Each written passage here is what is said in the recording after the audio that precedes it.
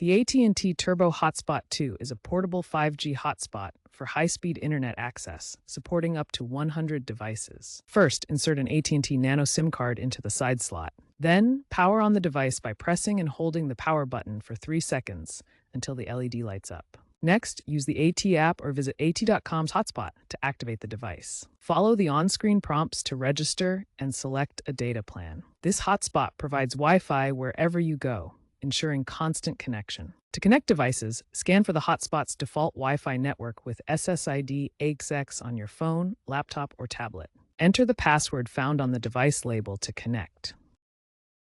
For advanced settings, open a browser and go to 192.168.1.1 or use the AT&T app.